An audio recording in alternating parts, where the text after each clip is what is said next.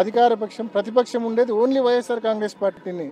11 సీట్లు వచ్చినాయంటున్నారు. 40% ఓట్లు వచ్చినాయనేది ఏమన్నా మర్చిపోతున్నారా? 40% ఓట్లు వచ్చినాయి. 4 ఎంపీలు ఉన్నారు, 11 మంది ఎమ్మెల్యేలు ఉన్నారు.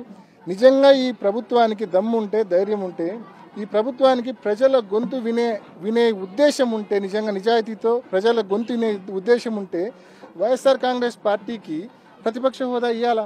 లేకపోతే జగన్మోహన్ రెడ్డి గారికి 175 మంది ఎమ్మెల్యేల్లో ఒక ఎమ్మెల్యే మాదిరి నువ్వు కన్నా మైక్ ఇస్తే, ఆయన చెప్పాలనుకున్నవి 2 నిమిషాలు నువ్వు మైక్ కట్ చేస్తే ఏం చెప్పగలడు?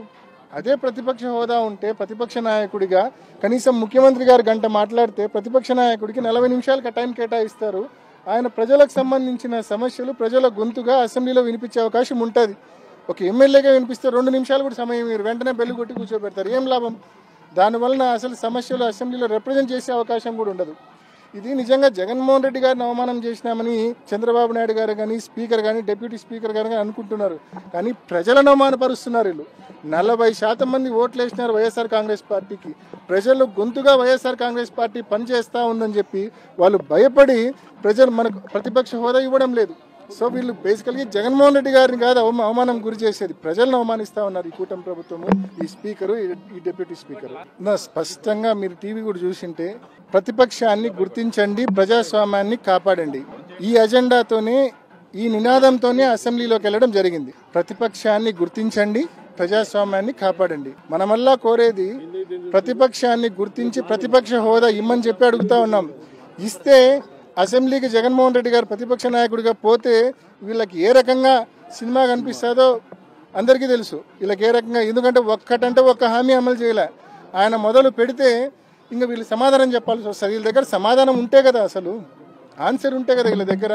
కేవలం అవి తప్పించుకోవడం కోసం ప్రతిపక్ష హోదా ఇవ్వకుండా ఈ మాదిరి బిహేవ్ చేస్తూ ఉన్నారు.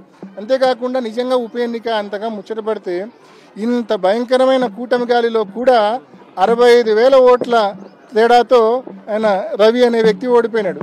ఇంత భయంకరమైన కూటమి గాలిలో ఈ 9 నెలల్లో ఇలా పరిపాలన చూసినాక ఈరోజు నిజంగా అంత ముచ్చట ఉంటే, అంత నిజంగా అంత కోరుకునేట్టుకుంటే పులివెందుల కావచ్చు, లేకుంటే కుప్పం కావచ్చు, మంగళగిరి కావచ్చు, పిఠాపురం కావచ్చు, 4 చేద్దాం. పట్టండి, 4 చేద్దాం, చూసుకుందాం, 4 చేద్దాము. 4 ఈ 9 నెలల ఈ ప్రభుత్వ పాలనకు రెఫరెండంగా, సూపర్ 6 అమలుకు రెఫరెండంగా ఎన్నికలని చెప్పి ప్రకటిద్దాం 4 నియోజకవర్గాల్లో. చూస్తాం మరి ప్రజలు ఏం తెలుస్తారు. ఊరికే కాకమ్మ కబుర్లు, దద్దమ్మ మాటలు నిజంగా మాట్లాడకూడదు. చేతనైతే గన పథకాలు అమలు చేయాలా, చేతనైతే ప్రతిపక్ష హోదా ఇచ్చి ప్రజల గొంతు వినాలా. ఇవేమీ చేయకుండా ఊరికే కల్లిబొల్లి మాటలు, టైంపాస్ మాటలు మాట్లాడకూడదు.